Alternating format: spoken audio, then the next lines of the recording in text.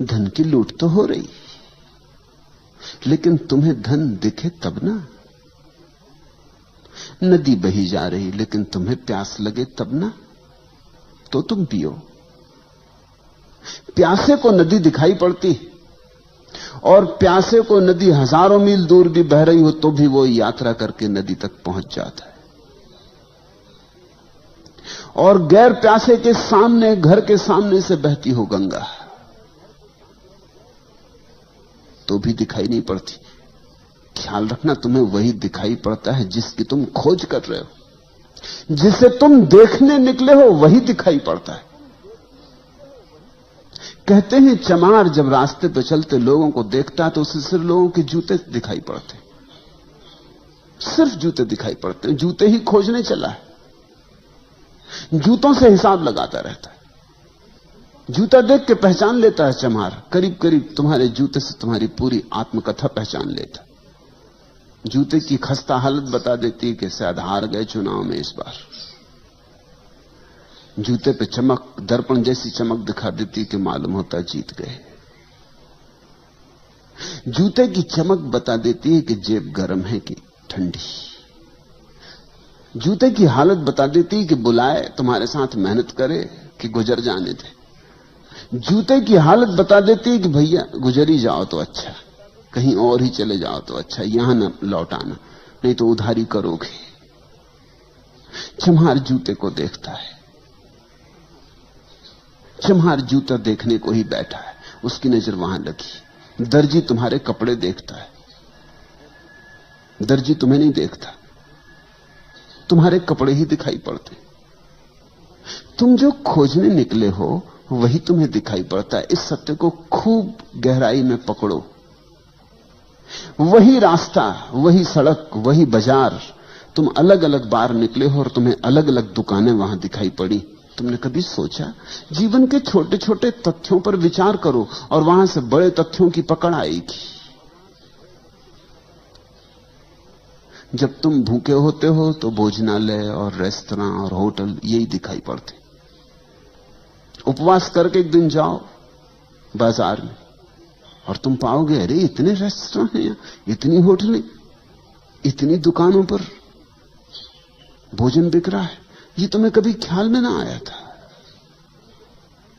तुम भरे पेट निकले थे, ख्याल में आने का कोई कारण न था। फिर एक दिन भरे पेट जाओ, फिर वो दिखाई ना पड़ेंगे।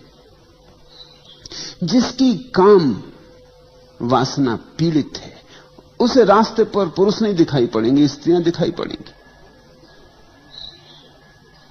उसे पुरुष छूट ही जाएंगे, पुरुषों को वो मद्देनजर कर जाएगा। वो गुजरेंगे जरूर लेकिन उनकी कोई छाप ना बनेगी। लेकिन जिसकी काम वासना तृप्त है उसे स्त्री पुरुषों से कोई भेद नहीं पड़ेगा। और जो काम वासना के पार जा चुका है उसे तो यह भी भेद करना मुश्किल हो जाएगा कि कौन स्त्री है कौन पुरुष है। स्त्री पुरुष का भेद तुम तभी तक करते हो जब तक तुम्हारे भीतर तलाश है, तुम्हारे भीतर वासना प्रदीप्त है। नहीं तो कौन चिंता करता है? तुमने ख्याल किया? तुम वही देखते हो जो तुम खोज रहे हो। तो पलटू तो कहते हैं कि भागवत धन की लूट हो रही, ये सामने ढेरी लगी है, लूट सको तो लूट लो। खड़े खड़े क्या देख रहे हो? पलटू कहते। लेकिन जो खड़े खड़े देख रहा उसको वहां धन दिखाई नहीं पड़ रहा, उसे वहां कुछ भी दिखाई नहीं पड़ रहा है। या यह भी हो सकता है कि जो लूट रहे हैं वो उसे पागल मालूम होते हो, क्योंकि जब उसे धन नहीं दिखाई पड़ता और ये टूटे पड़ रहे हैं तो पागल ही तो मालूम होंगे। ये किस चीज पे टूटे पड़ रहे हैं? यहां कुछ भी तो नहीं है। उसे लगेगा ये सब मन की कल्पना के जाल में पड़ गए। ऐसी तो होता है, तुम यहां बैठे हो, जो लोग यहां नहीं है वो तुम्हें पागल समझते हैं, वो पागल समझेंगे ही। वो कहेंगे किस कल्पनाओं में पड़े हो। अरे यथार्थ जगत को देखो, किस सम्मोहन में उलझ गए हो, किसकी बातों में उलझ गए हो। ये सब बातें हैं, इनमें मत उलझ जाना, नहीं तो घर गृहस्थी खराब हो जाएगी। बाल बच्चों को देखो, पत्नी को देखो, परिवार को देखो, अपने कर्तव्य का ध्यान रखो, यथार्थ को देखो। ये किन बातों में पड़े हो? इतना समय दुकान पर लगाओ, बाजार में लगाओ, कुछ कमाओ। कमाई हाथ में आएगी तो कुछ काम आएगी।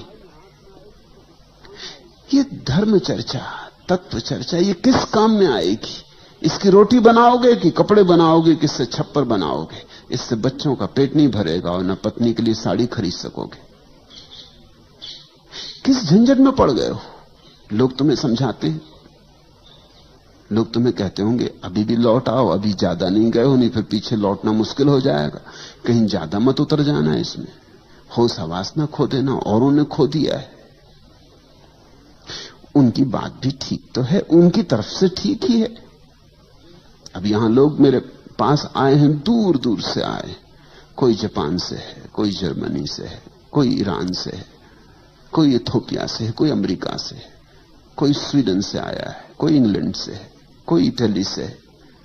दूर दूर से लोग आए, करीब करीब जमीन के हर तरफ से लोग यहां मौजूद हैं, सिर्फ चीन और रूस को छोड़ के, क्योंकि वहां से आ नहीं सकते।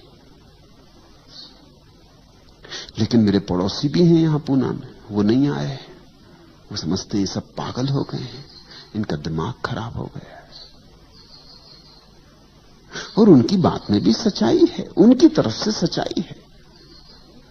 उनको यहां कुछ दिखाई नहीं पड़ता, यहां धन लुट ही नहीं रहा है। धन तो वे कमा रहे हैं, तुम तो यहां बैठे बैठे धीरे धीरे निर्धन हो जाओगे। तुम्हें लग रहा है कि तुम धन लूट रहे हो। तो एक बात समझो, धन और धन भी तो देखना पड़ता है। जिन्हें बाहर की वस्तुओं में धन दिखाई पड़ता, उन्हें भीतर की वस्तुओं में धन नहीं दिखाई पड़ता। जिन्हें भीतर की वस्तुओं में धन दिखाई पड़ जाता, उन्हें बाहर की वस्तुओं में धन नहीं दिखाई पड़ता। बुद्ध ने अपना राजमहल छोड़ा तो उनके सारथी ने, जब उन्हें छोड़ने गया जंगल में, उसने उनके पैर पकड़ लिए। सारथी ने, बूढ़ा सारथी, बचपन से बुद्ध को रथ पर घुमाया किया है, बचपन से बुद्ध को बढ़ते हुए देखा है, उसका भी बेटे जैसा लगाव है बुद्ध से। उसने बुद्ध के पैर पकड़ लिए और कहा कि ये क्या कर रहे हो, जंगल में कहां जा रहे हो? इस महल को छोड़कर, इस संगमरमरी महल को छोड़कर, उस सुंदर यशोधरा को, तुम्हारी पत्नी को छोड़कर, उस नए नए पैदा हुए बेटे राहुल को छोड़कर, अपने बूढ़े बाप को छोड़कर तुम जा कहां रहे हो? तुम बूढ़े बाप के हाथ की लकड़ी हो, और ये सुंदर महल और ये सारा वैभव जंगल में मिलेगा क्या? तुम मुझसे पूछो, मुझ बूढ़े से पूछो, मैं जंगलों में खूब भटका हूं, वहां कुछ भी नहीं है। और दुनिया तो महलों की तरफ जाना चाहती। तुम्हारा दिमाग ठीक है, तुम महल से छोड़ के जा रहे हो। कौन नहीं जो राजा ना होना चाहे, और तुम राजा होना तुम्हारे हाथ में और छोड़ के जा रहे हो।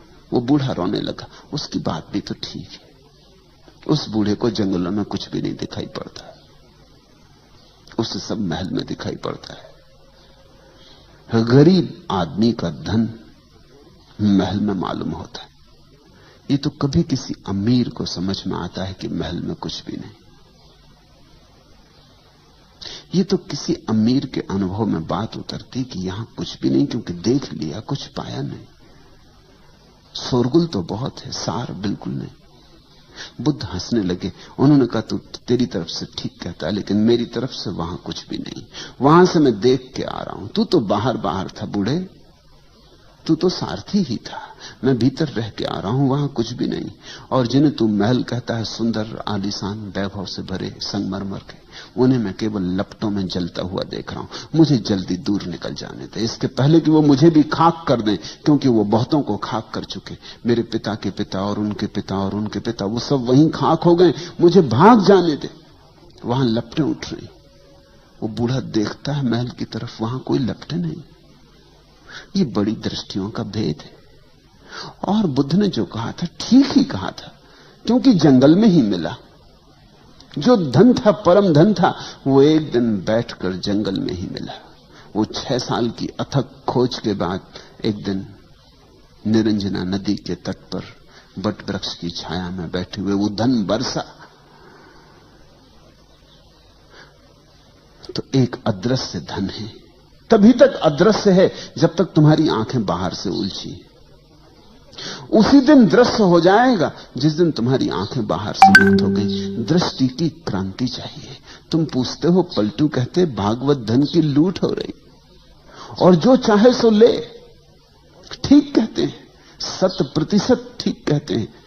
बस चाहना ही पर्याप्त है लेने के लिए। जो चाहे सो ले, कोई रोक नहीं रहा है। समाधि का धन ऐसा है कि उसे कोई भी रोक नहीं रहा है, तुम्हें कोई बाधा नहीं डाल रहा है। मगर बड़ा मजा है, जिस धन पर बड़ी बाधाएं हैं, जो तुम्हें मिलना एकदम आसान नहीं, उस पर तुम टूटे पड़ रहे हो। और जो मिल भी गया अगर, तो भी कुछ मिलेगा नहीं, उस पर तुम टूटे पड़ रहे हो, उस पर लूट मची। और जो धन कोई भी छीनने को नहीं मालूम हो रहा, और जो धन इतना है कि सभी को मिल जाए तो भी न्यून नहीं होता, उस धन की तरफ तुम जा भी नहीं रहे हो। तुम सब भागे जा रहे हो बाहर की तरफ, और तुम्हारा धन तुम्हारे भीतर है। तुम्हारा धन तुम हो, तुम्हारे होने में, तुम्हारी सत्ता में तुम्हारा धन है। तुम्हारे शून्य में, तुम्हारे मौन में तुम्हारा धन है। तुम्हारे अस्तित्व में समाया है धन। खजाना लेकर तुम आए हो, चाबी भी तुम्हारे पास है, लेकिन इस चाबी को तुम कभी भीतर की तरफ लगाते नहीं, बाहर की तरफ लगाते हो। यही आंखें जो बाहर की तरफ भाग रही, दूर दिशाओं में दौड़ी चली जा रही, यही आंखें लौटकर अपने धन को खोज लेती।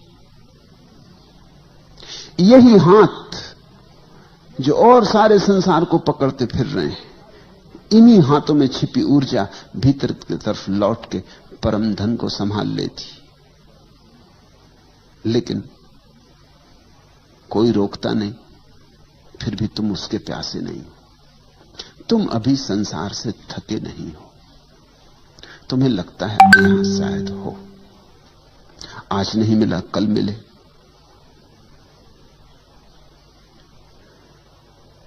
जितना मिला है शायद इतने से तृप्ति नहीं हो रही, थोड़ा और ज्यादा मिले तो तृप्ति हो जाए। 10,000 तुम्हारे पास है तो शायद 10 लाख होंगे तो तृप्ति हो जाएगी। 10 लाख होंगे तो मन कहेगा 10 करोड़ हो जाए तो तृप्ति हो जाएगी। और मन के फैलाव का कोई अंत नहीं है। मन आंकड़े बड़े करता चला जाता है। तुम जहां रहोगे वहीं से मन के आंकड़े बाहर और भविष्य की तरफ विस्तीर्ण हो जाएंगे। मन क्षितिज की तरह फैलता चला जाता है। मन कभी भी तुम्हें ऐसा मौका न देगा कि अब आगे नहीं।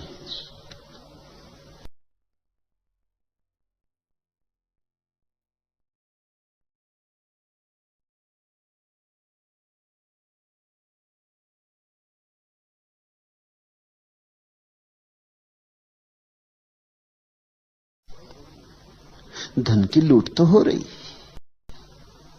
लेकिन तुम्हें धन दिखे तब ना। नदी बही जा रही, लेकिन तुम्हें प्यास लगे तब ना, तो तुम पियो। प्यासे को नदी दिखाई पड़ती, और प्यासे को नदी हजारों मील दूर भी बह रही हो तो भी वो यात्रा करके नदी तक पहुंच जाता है। और गैर प्यासे के सामने, घर के सामने से बहती हो गंगा, तो भी दिखाई नहीं पड़ती। ख्याल रखना, तुम्हें वही दिखाई पड़ता है जिसकी तुम खोज कर रहे हो। जिसे तुम देखने निकले हो वही दिखाई पड़ता है। कहते हैं चमार जब रास्ते पे चलते लोगों को देखता है तो उसे सिर्फ लोगों के जूते दिखाई पड़ते, सिर्फ जूते दिखाई पड़ते हैं। जूते ही खोजने चला है, जूतों से हिसाब लगाता रहता है। जूता देख के पहचान लेता है चमार, करीब करीब तुम्हारे जूते से तुम्हारी पूरी आत्मकथा पहचान लेता। जूते की खस्ता हालत बता देती है कि शायद हार गए चुनाव में इस बार। जूते पे चमक, दर्पण जैसी चमक दिखा देती कि मालूम होता जीत गए। जूते की चमक बता देती है कि जेब गर्म है कि ठंडी। जूते की हालत बता देती है कि बुलाए तुम्हारे साथ मेहनत करे कि गुजर जाने दे। जूते की हालत बता देती है कि भैया गुजर ही जाओ तो अच्छा, कहीं और ही चले जाओ तो अच्छा, यहां न लौट आना, नहीं तो उधारी करोगे। चम्हार जूते को देखता है, चम्हार जूता देखने को ही बैठा है, उसकी नजर वहां लगी। दर्जी तुम्हारे कपड़े देखता है, दर्जी तुम्हें नहीं देखता, तुम्हारे कपड़े ही दिखाई पड़ते। तुम जो खोजने निकले हो वही तुम्हें दिखाई पड़ता है। इस सत्य को खूब गहराई में पकड़ो। वही रास्ता, वही सड़क, वही बाजार, तुम अलग अलग बार निकले हो और तुम्हें अलग अलग दुकानें वहां दिखाई पड़ी। तुमने कभी सोचा? जीवन के छोटे छोटे तथ्यों पर विचार करो और वहां से बड़े तथ्यों की पकड़ आएगी। जब तुम भूखे होते हो तो भोजनालय और रेस्तरां और होटल यही दिखाई पड़ते। उपवास करके एक दिन जाओ बाजार में और तुम पाओगे अरे इतने रेस्तरां हैं, इतनी होटलें, इतनी दुकानों पर भोजन बिक रहा है, ये तुम्हें कभी ख्याल में ना आया था। तुम भरे पेट निकले थे, ख्याल में आने का कोई कारण न था। फिर एक दिन भरे पेट जाओ, फिर वो दिखाई ना पड़ेंगे। जिसकी काम वासना पीड़ित है उसे रास्ते पर पुरुष नहीं दिखाई पड़ेंगे, स्त्रियां दिखाई पड़ेंगी। उसे पुरुष छूट ही जाएंगे, पुरुषों को वो मद्देनजर कर जाएगा। वो गुजरेंगे जरूर लेकिन उनकी कोई छाप ना बनेगी। लेकिन जिसकी काम वासना तृप्त है उसे स्त्री पुरुषों से कोई भेद नहीं पड़ेगा। और जो काम वासना के पार जा चुका है उसे तो यह भी भेद करना मुश्किल हो जाएगा कि कौन स्त्री है कौन पुरुष है। स्त्री पुरुष का भेद तुम तभी तक करते हो जब तक तुम्हारे भीतर तलाश है, तुम्हारे भीतर वासना प्रदीप्त है, नहीं तो कौन चिंता करता है। तुमने ख्याल किया? तुम वही देखते हो जो तुम खोज रहे हो। तो पलटू तो कहते हैं कि भागवत धन की लूट हो रही, ये सामने ढेरी लगी है, लूट सको तो लूट लो। खड़े खड़े क्या देख रहे हो, पलटू कहते। लेकिन जो खड़े खड़े देख रहा है उसको वहां धन दिखाई नहीं पड़ रहा, उसे वहां कुछ भी दिखाई नहीं पड़ रहा है। या यह भी हो सकता है कि जो लूट रहे हैं वो उसे पागल मालूम होते हो, क्योंकि जब उसे धन नहीं दिखाई पड़ता और ये टूटे पड़ रहे हैं तो पागल ही तो मालूम होंगे। ये किस चीज पे टूटे पड़ रहे हैं? यहां कुछ भी तो नहीं है। उसे लगेगा ये सब मन की कल्पना के जाल में पड़ गए। ऐसी तो होता है, तुम यहां बैठे हो, जो लोग यहां नहीं है वो तुम्हें पागल समझते, वो पागल समझेंगे ही। वो कहेंगे किस कल्पनाओं में पड़े हो। अरे यथार्थ जगत को देखो, किस सम्मोहन में उलझ गए हो, किसकी बातों में उलझ गए हो। ये सब बातें हैं, इनमें मत उलझ जाना, नहीं तो घर गृहस्थी खराब हो जाएगी। बाल बच्चों को देखो, पत्नी को देखो, परिवार को देखो, अपने कर्तव्य का ध्यान रखो, यथार्थ को देखो। ये किन बातों में पड़े हो? इतना समय दुकान पर लगाओ, बाजार में लगाओ, कुछ कमाओ। कमाई हाथ में आएगी तो कुछ काम आएगी।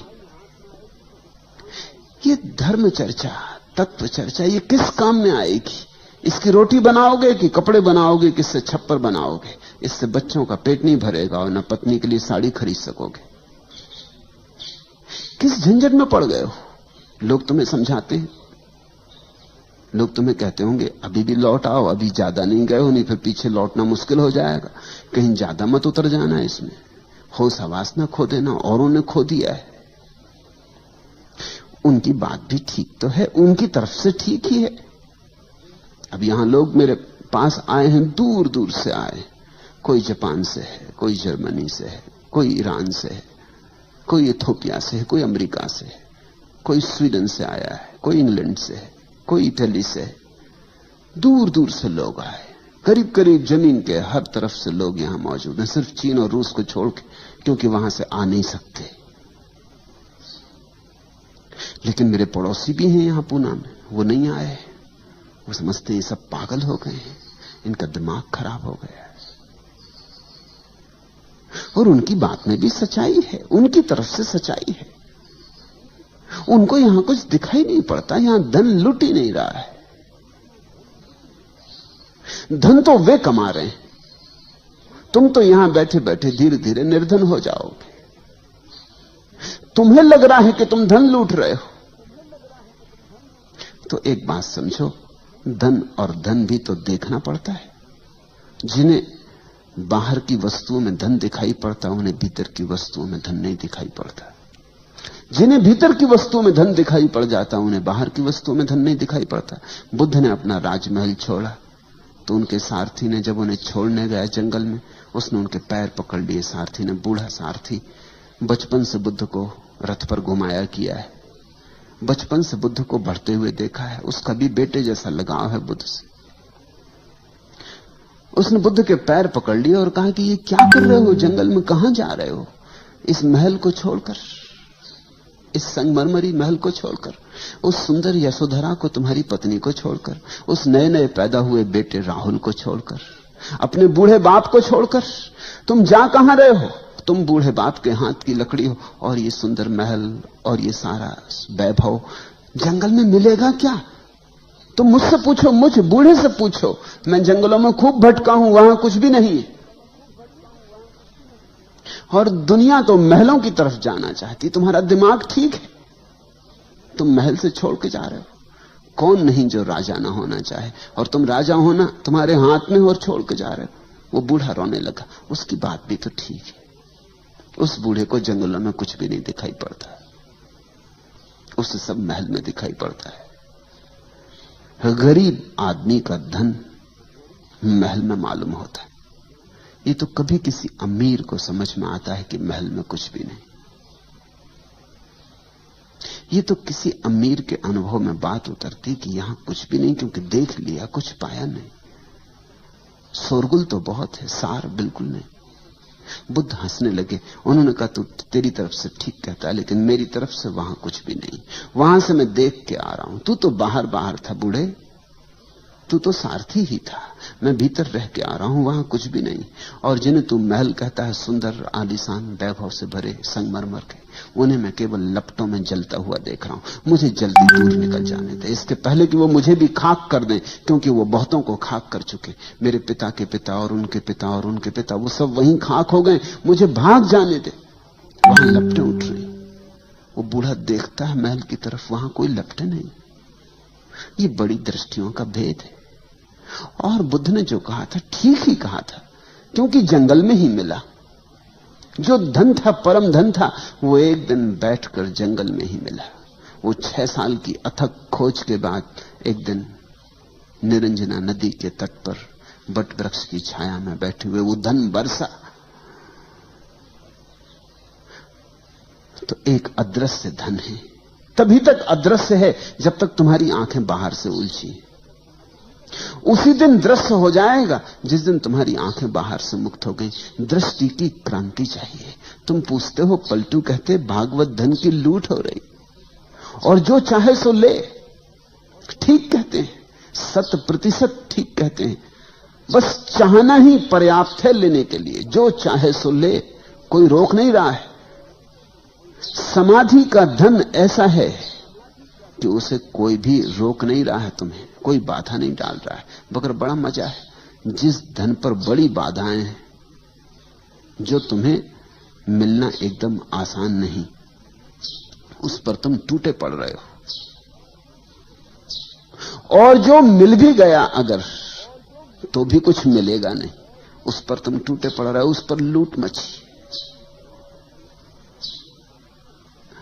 और जो धन कोई भी छीनने को नहीं मालूम हो रहा, और जो धन इतना है कि सभी को मिल जाए तो भी न्यून नहीं होता, उस धन की तरफ तुम जा भी नहीं रहे हो। तुम सब भागे जा रहे हो बाहर की तरफ, और तुम्हारा धन तुम्हारे भीतर है। तुम्हारा धन तुम हो।